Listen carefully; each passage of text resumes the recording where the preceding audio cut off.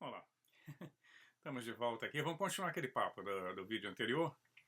Mas antes, vamos ver uma palavra que é tão interessante, está tão na moda nos últimos anos. Quem assistiu o filme Matrix, né, já tem alguns anos, tem uma série, se não me engano, 3 filmes, mas o primeiro foi fantástico, eu sempre gostei muito do primeiro. Acho que foi quem mais popularizou essa palavra Matrix, né? E o que é Matrix?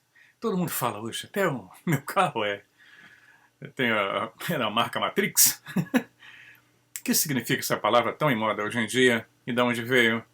De onde vem a palavra Matrix? Bom, a raiz é indo-europeia, como a maioria de todas as línguas faladas no nosso planeta. A raiz é M-A-T-R, né? É matri, né? Que significa mãe. E originou também inúmeras palavras em várias línguas, línguas atuais, que significam, por exemplo, Matrix é igual a fêmea com cria. Na Matrix, os seres humanos, quem viu o filme lembra disso, eram armazenados como fonte de energia em casulos que lembravam o feto num útero. Ou seja, amamentando, né? Nutris, nutrindo, tronco, origem. Útero, matrix, de onde todos nós viemos. E até o termo metrópole também é derivado dessa raiz, MRT.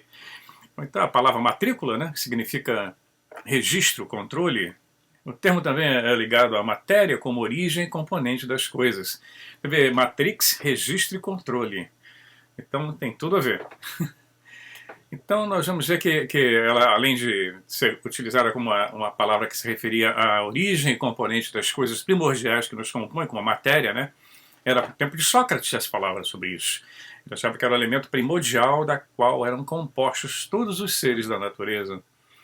O termo physis, né, a origem da palavra física, designava a matriz da realidade. A matrix da realidade. Já Platão, né, o platonismo herdou isso, em parte essa concepção também, né, que a palavra physis designava a matriz da realidade. Então, e assim nós vamos lá, vamos definindo de uma forma fantástica, isso não vai parar nunca, né? Mas é só para se ter uma ideia da origem dessa palavra que é tão usada hoje, todo mundo usa essa palavra Matrix. Vamos sair da Matrix, vamos entrar na Matrix, vamos derrubar a Matrix, para entender um pouquinho o que significa essa palavra. Então nós vamos continuar falando sobre a Irmandade. A Irmandade da Serpente. Continuando uma espécie de um resumo para quem está chegando agora poder entender de que nós estamos falando. As fronteiras entre a religião, a ciência e a filosofia são temas bem antigos. Estou vendo a história desde que o homem existe, né? Mas sempre parece que falta alguma coisa a ser dita. A gente está sempre procurando uma resposta, sempre procurando alguma coisa que nos faça entender toda essa loucura que está em volta da gente, desse universo. É como se nós soubéssemos que um grande segredo, ainda por ser revelado, né, estivesse cercando a gente. Ou que já tivéssemos visto tudo isso antes. Todo mundo tem esse déjà vu, essa coisa de que eu tenho a impressão que eu já passei por isso, ouvi alguma coisa parecida. Alguma coisa nos incomoda, né? Alguma coisa fica incomodando a gente o tempo todo. Algumas memórias perdidas, né, que nós temos, assim, de repente elas se parecem muito com pinturas japonesas, quem já viu? As pinturas japonesas têm uma parte que a pintura fica meio desfocada, meio embaçada, e o resto da imagem não. Então muitas memórias são assim, nós vemos alguma coisa desfocada, temos algum fragmento ali gritando alguma coisa no nosso inconsciente. Nós podemos pensar que muitas dessas memórias seriam memórias implantadas, como no filme Blade Runner, no Caçador de Androides, né? Quem viu também um fantástico filme de ficção, eu gosto muito, Caçador de Androides, ali nós vemos que a memória dele, do caçador, na verdade eram criadas artificialmente. Nada do que ele tinha vivido era fato, e sim uma mera ilusão. Isso mesmo, e ele era um androide também. E a revelação para ele vem num sonho, né? Ele sonha com um unicórnio. O Neo, que é o personagem principal do filme Matrix, também sofre do mesmo mal. Ele vê casas onde ele costumeiramente comia e tinha noção de que não viveu nada daquilo. Então, se por um lado o destino, né, o oráculo, nos impele a ir atrás do nosso papel nesse drama cósmico, né, sempre procurando, é a história da busca, né, incessante, Por outro lado, eles nos prendem a um ciclo, como eu falei no vídeo anterior. Assim, cada pessoa, de uma forma ou de outra, é uma peça dessa engrenagem. Se ele está completamente imerso no sistema e profundamente inconsciente, ele vai cumprir todos os desígnios básicos da Matrix. Ele vai trabalhar como manda o figurino, né? Ele vai ser um escravo dela. Porém, se ele despertar, vai cumprir o destino, que também, de certa forma, já é um programa pré-conhecido. Por isso é que os alquimistas, lá na Idade Média, já deixavam bem claro que eles chamavam de o Magnum Opus, a grande obra alquímica, e uma vez alcançada, ela devia ser abandonada. Ela mesma se converteria depois em uma gaiola de ouro. Então a verdade é que nós devemos, de qualquer forma, quebrar os condicionamentos, mesmo sendo os condicionamentos divinos, sublimes e inefáveis. Deus será a última ilusão, ou talvez a deusa, na figura do oráculo, né? Então a resposta para tudo isso vai estar sempre dentro de nós mesmos. Uma parte vai ser revelada, o restante terá que ser descoberto. Então nós vemos lá no filme também que a vitória do Neo reside em saber o momento de pegar o destino com as mãos dele e moldá-lo. É isso que nós temos que fazer, moldar o nosso destino. Tanto no primeiro como no segundo filme, ele contraria as profecias e ele volta para salvar o Morpheus e depois a Trinity, a sua amada.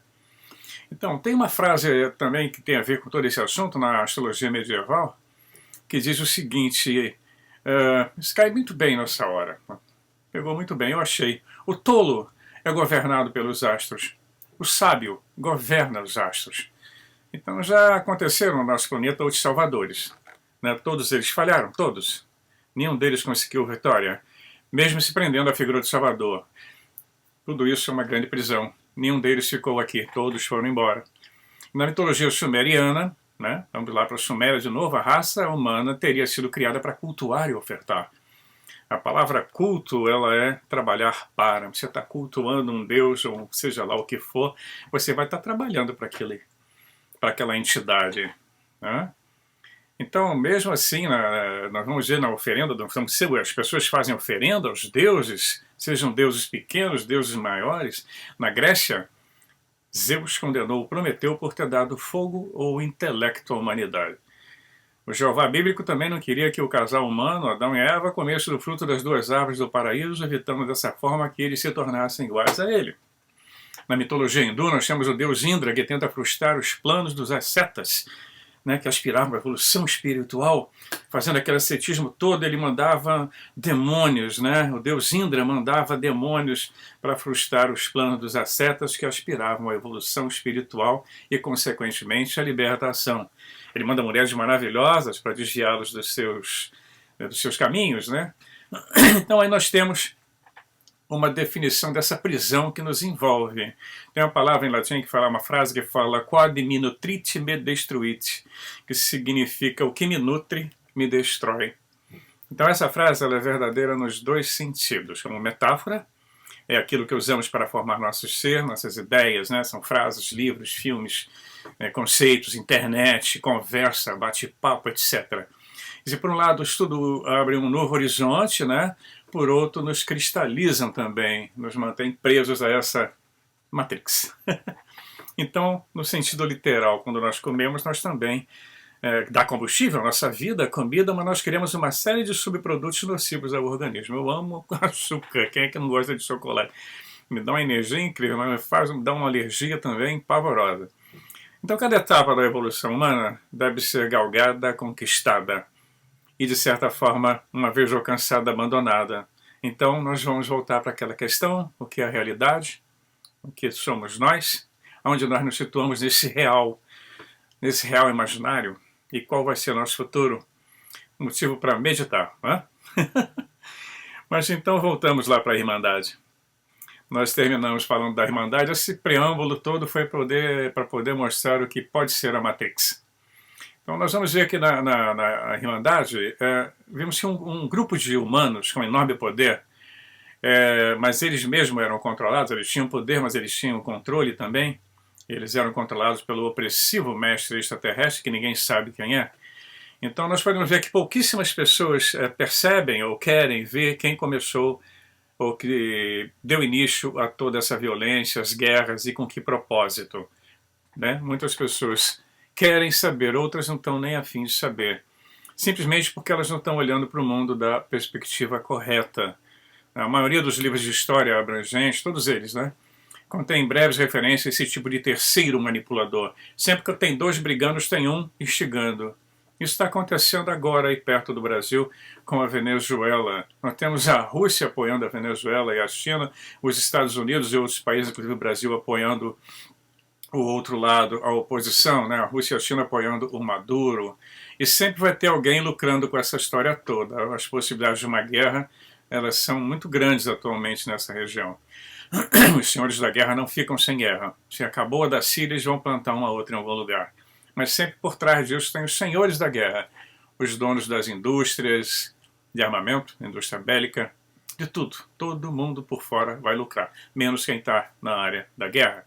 Lá na Revolução Americana, né? Quando teve a Revolução Americana, a França mandava agentes de inteligência para os Estados Unidos para provocar o descontentamento colonial contra a coroa britânica na época, e também todo mundo sabe que os militares alemães haviam auxiliado Lenin e os bolcheviques, né, os comunistas, na Revolução Russa de 1917. Quer dizer, os nazistas apoiaram, de certa forma, no início, assim como bancos ingleses apoiaram nazistas, americanos. Havia por baixo das cortinas, baixo dos panos, corria um grande comércio, que se chama trade. O que interessa para eles é dinheiro e poder. Eles estão pouco ligando que alguns milhões de pessoas irão morrer com essas histórias. Então, ao longo de toda a história, as pessoas e as nações se beneficiaram e contribuíram para a existência de conflitos de outras pessoas.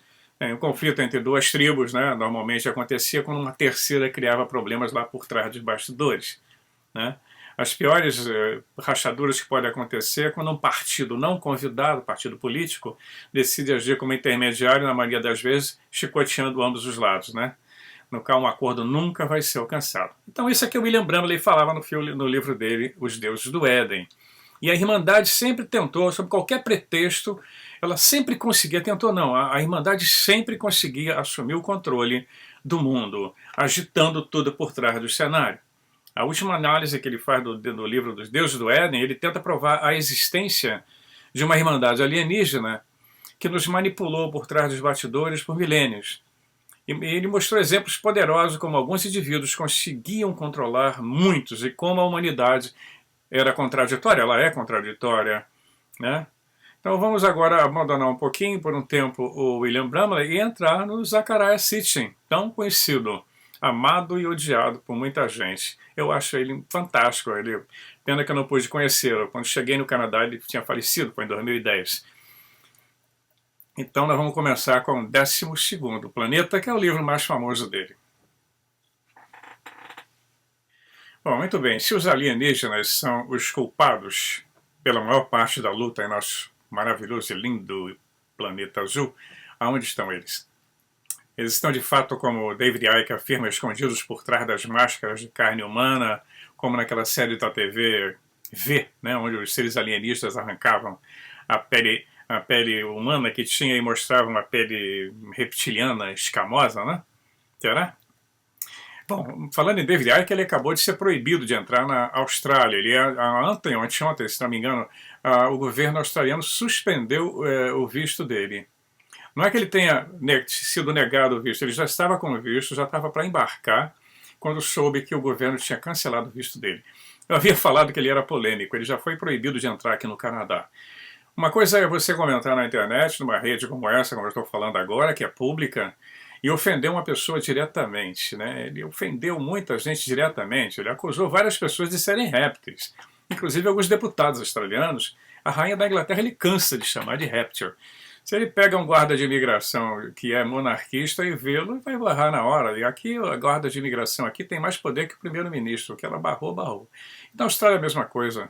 Por algum motivo, alguma coisa que não gostaram, ele foi barrado. E uma vez que esse visto é retirado e negado, para conseguir de volta é complicado. Quem já passou por isso sabe. Mas está aí, mais uma polêmica do David Icke. Ele deveria pegar um pouco mais leve nas suas acusações, fazer uma coisa de uma forma abrangente e não especificar. Se você acusa, você tem que provar.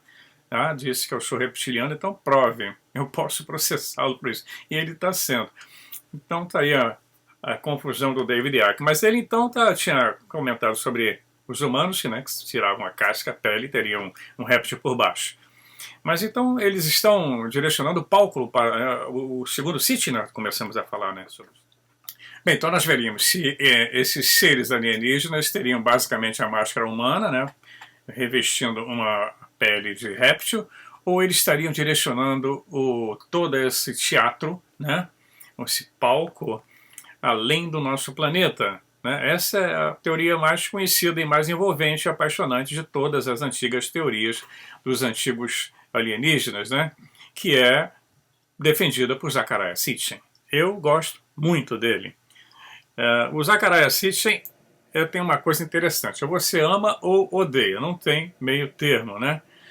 O Zecharia Sitchin, ele afirmou no livro dele que os governantes alienígenas do planeta Terra se originaram de um outro planeta ainda não descoberto no nosso sistema solar, e que eles vieram à Terra centenas de milhares de anos atrás.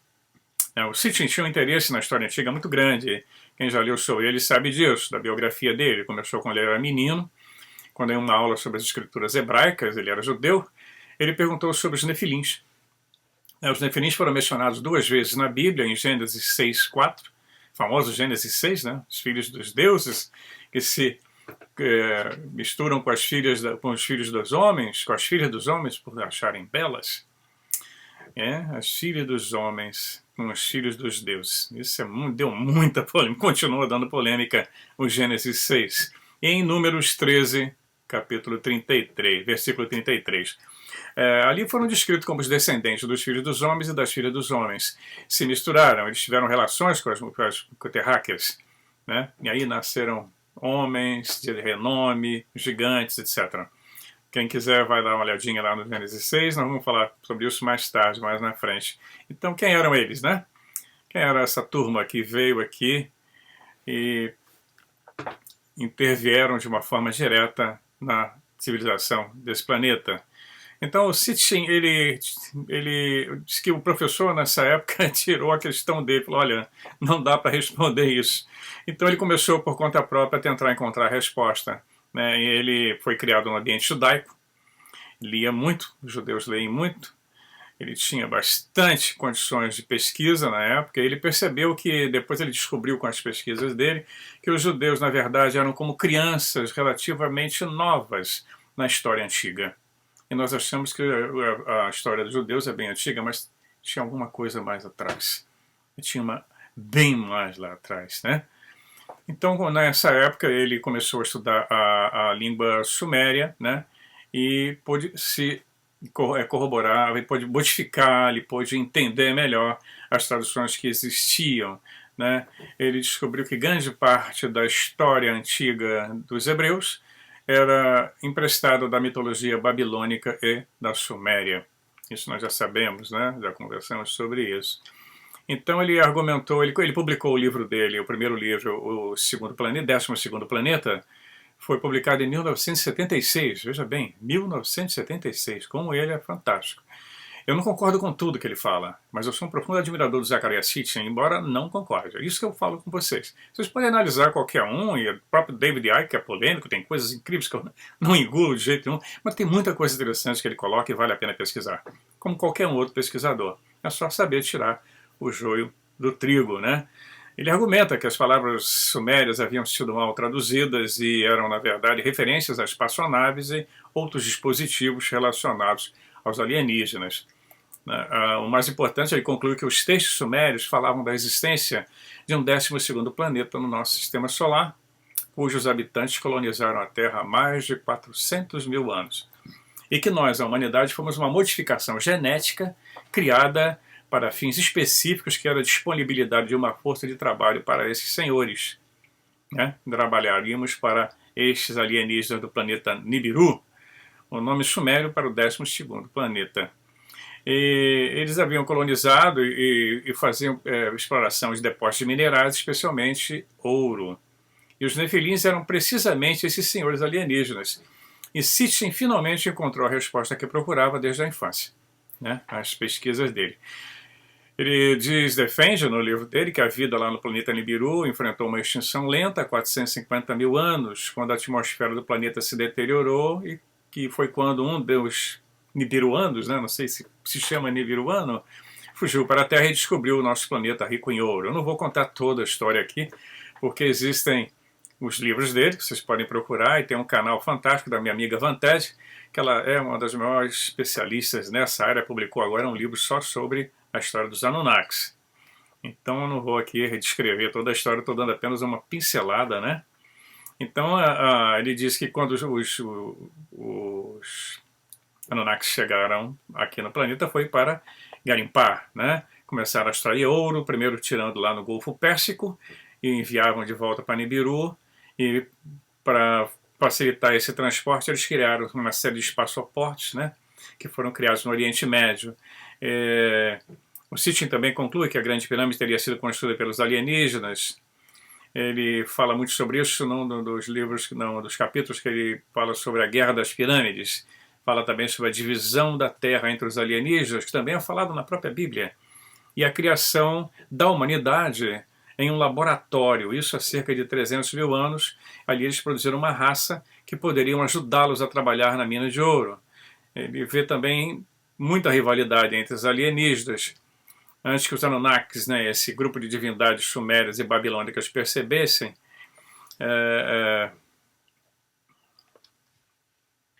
bem, essa história continuou até 13 mil anos antes de Cristo, mais ou menos, segundo Sitchin, quando a aproximação do planeta Nibiru do nosso sistema, ele entrou cruzando o sistema solar, né, planeta da cruz, planeta do cruzamento, provocou uma imensa onda, o deslocamento da Antártida, das calotas polares, e provoca o famoso dilúvio bíblico. Então os Anunnakis fizeram um juramento para manter essa desgraça iminente em segredo da humanidade. Mas um deles se separa em forma Enki, né? Se separa em forma ao personagem que na Bíblia nós conhecemos como Noé, que iria acontecer o dilúvio, ele se salva, né? E aí é ele e a família dele, e quando o dilúvio termina e a lama assenta e as coisas voltam ao normal, Noé começa uma nova era da história da humanidade, que nós sabemos, estamos aí até hoje, né? Somos esses herdeiros. Será que somos mesmo? Então, desde então, esses supostos alienígenas se manteram numa política de não intervenção, embora prometendo que retornariam um dia, logo depois do dilúvio, eles vão embora do planeta Terra, né? Os que foram para a América do Sul também foram embora. Existem relatos em todos os mitos falando sobre essa revoada dos deuses, quando eles vão embora, mas prometendo voltar. Todas as mitologias em todos os lugares do planeta, já comentamos sobre isso, falam dessa revoada. Até na Bíblia nós temos referência a isso, quando Yahvé deixou a terra. Yahvé não nos enxerga mais. Qualquer uma, se for procurar, vai encontrar sobre isso. Mas, como eu disse, esse assunto já é bem debatido, eu só dei uma pincelada. Os livros do Zacarias Sitchin existem em português, tem muita coisa em PDF, se vocês forem lá na página da Vantage, ela tem disponibilizado em PDF esses livros, é muito interessante, são mais de 10 livros, são 11 livros, eu não lembro mais agora. Eu tenho alguns deles aqui, mas é importante para vocês entenderem tudo isso que é discutido e filtrarem o que vocês acharem que tem mais lógica, né? Pois é, há cerca de 100 anos atrás havia uma pergunta que queimava a cada ser humano e que nos fez estudar as estrelas e sonhava viajar até elas.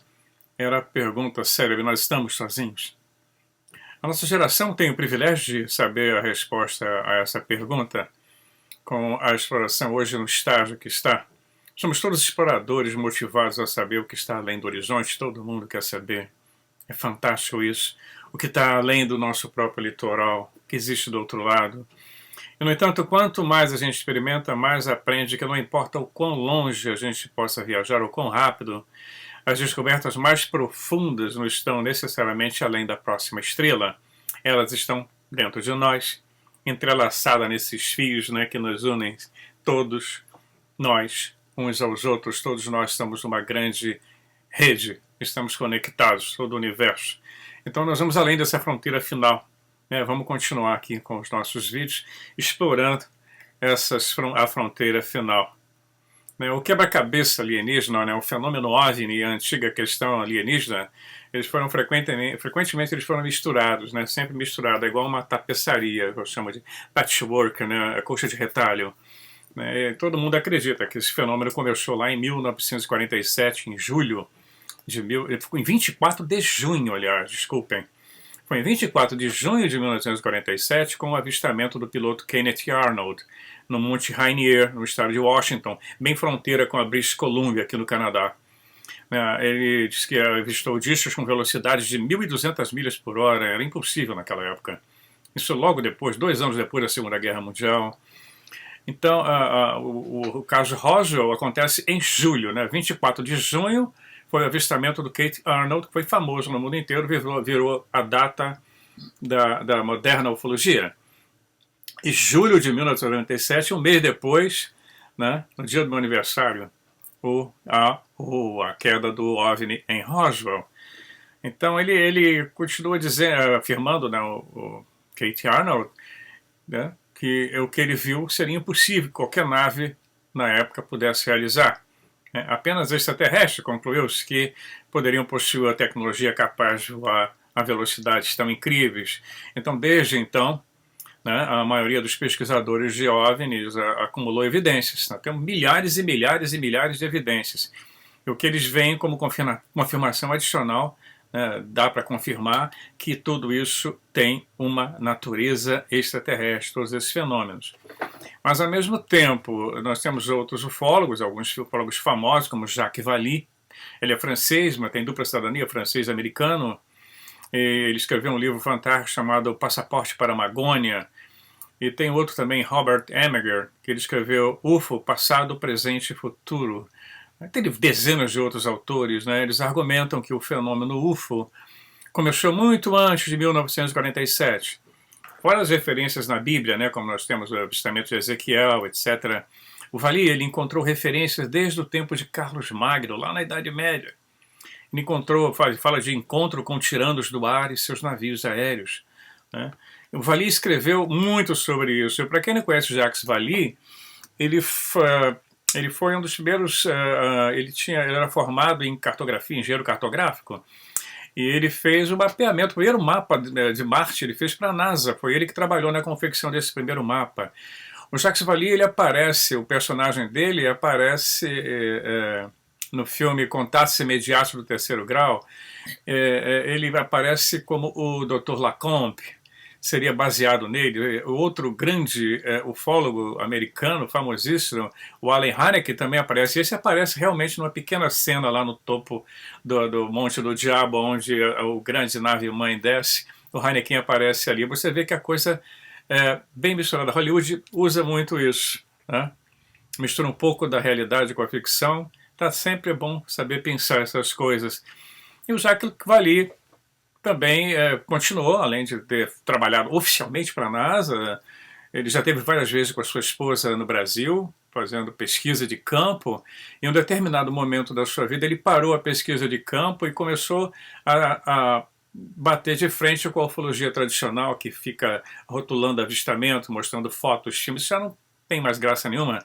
Ele foi para uma outra vertente. Ele achava que o fenômeno UFO era muito, mas muito mais complicado do que a gente supunha. Ele achava que seria fantástico se fossem naves extraterrestres, mas ele achava que não. Ele achava que eram interdimensionais. E é a corrente bem forte atualmente. Bom, vamos comentar um dos casos do livro do Vallée, são dezenas deles, né? Não dá para comentar, infelizmente eu não posso comentar todos, mas ele faz um dos registros que existem, é lá do ano de mais ou menos 750 depois de Cristo, época de Carlos Magno, do imperador Carlos Magno. O registro é da cidade de Lyon, é uma cidade belíssima na França, eu tive a felicidade de conhecê-la, uma cidade muito antiga, com uma história que vai bem antes da Idade Média, né? Remonta aos celtas. Enfim, o caso diz que um dia, na cidade, 3 homens e uma mulher foram vistos descendo de um navio aéreo. A cidade inteira se reuniu ao redor deles, gritando que eles eram magos enviados pelos inimigos de Carlos Magno, que era o imperador na época, para destruir então a colheita da cidade francesa. Em vão, os quatro inocentes procuraram se defender, dizendo que eles eram seus próprios habitantes do campo e que haviam sido levados há um tempo atrás, há pouco tempo, por homens milagrosos que lhe mostraram maravilhas desconhecidas. Na verdade, eles teriam sido transportados, né, e desceram dessa nave, no navio aéreo, e quase que eles são massacrados pelos habitantes. E, infelizmente, o bispo de Lyon pronunciou um incidente como falso, dizendo que era, na verdade, esses homens tinham caído do céu e que eles, os moradores da cidade, disseram ter visto o que era impossível, né? Então, simplesmente o bispo taxou de impossível, isso não pode ter acontecido, e não tinha nada que maltratar aquelas pessoas.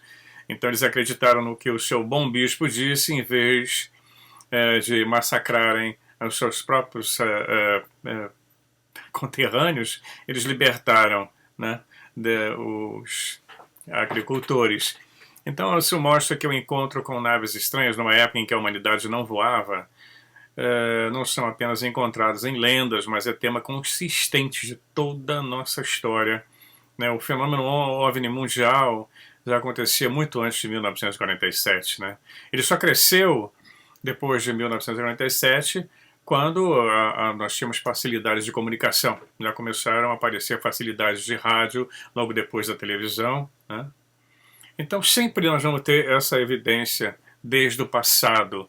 Elas estão aí, são milhares e milhares de livros no mundo inteiro. Se você entrar em qualquer livraria aqui no setor de ufologia, você não sabe nem qual que compra, porque é muita oferta, é muita coisa.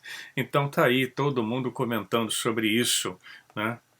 Desde da história antiga, não só nos sumérios, entre os maias, chineses, japoneses, polinésios, nos índios brasileiros, todos os cantos do nosso planeta existem lendas sobre esse assunto.